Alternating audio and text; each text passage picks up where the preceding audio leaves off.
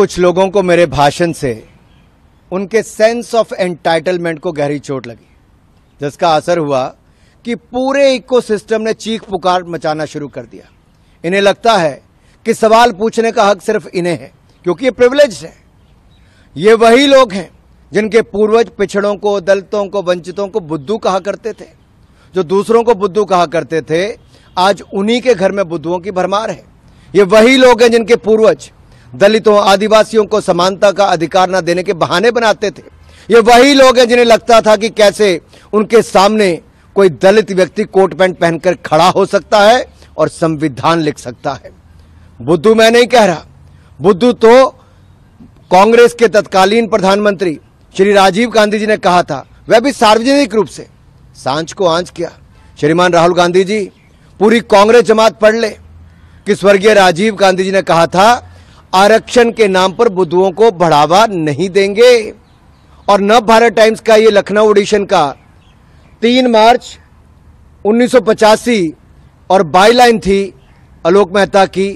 इस इंटरव्यू का शीर्षक था, आरक्षण के नाम पर बुद्धुओं को बढ़ावा नहीं। और मैं कुछ लाइनें आपके लिए पढ़ देता हूं, जो प्रारंभिक इसका पैराग्राफ है।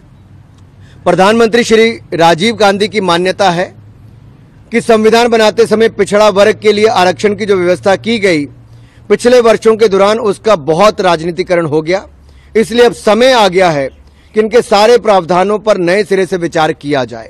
वास्तव में दबे और पिछड़े लोगों को इस सुविधा और सहायता दी जाए, लेकिन इसका विस्तार कर विभिन्न क्षेत्रों में बुद्धुओं को बढ़ाने से पूरे देश को नुकसान होगा। आई अनकोट। ये मैंने नहीं कहा, ये स्वर्गीय राजीव गांधी जी ने कहा। मैं तो कहता हूं, बात निकली है तो दूर तलक तक जाएगी। पूर्व प्रधानमंत्री के अति बुद्धिमान पुत्र इस देश को बताएंगे कि क्या उनके पिता की नजरों में पिछड़ा वर्ग बुद्धू था? क्या कांग्रेस राजीव गांधी जी द्वारा दिए गए एक अति घृणित जातिवादी बयान की सार्वजनिक निंदा करेगी? क्या उस बयान के खिलाफ कोई रेजोल्यूशन पास किया जाएगा? जो लोग आज तक लेगेसी की मलाई खाते आ रहे हैं, आज उनके मुंह में सवाल की खटाई पड़ गई तो झूठ बोलकर जगहसाई करवा रहे हैं। 1947 से लेकर कांग्रेस अपने वैचारिक दरबारियों के साथ मिलकर दलितों और वंचित समाज को समाज की मुख्यधारा से बाहर करने की तमाम तरह के हथकंडे अपनाती रही। जब जवाहरलाल नेहरू जी से पूछा गया कि दलित और आदिवासियों को आरक्षण क्यों नहीं दिया जा रहा, तो उन्होंने बहाना बना दिया कि उन्हें आरक्षण देने से उनके मन में हीन भावना भर जाएगी, इसलिए उन्हें आरक्षण नहीं दे रहे। नेहरू जी ने तो अपने सारे मुख्यमंत्रियों को पत्र लिखकर बता दिया था कि वह किसी भी प्रकार के आरक्षण के खिलाफ हैं। इंदिरा गांधी जी की भी यही नीति रही। और बीबी प्रसाद मंडल जी, जिन्होंने मंडल आयोग की रिपोर्ट लिखी, इस रिपोर्ट की इंप्लीमेंटेशन को भी राह ताकते रहे। मंडल जी का स्वर्गवास हो गया, लेकिन इंदिरा जी और राजीव गांधी जी ने 10 साल तक इस रिपोर्ट को लागू नहीं होने दिया।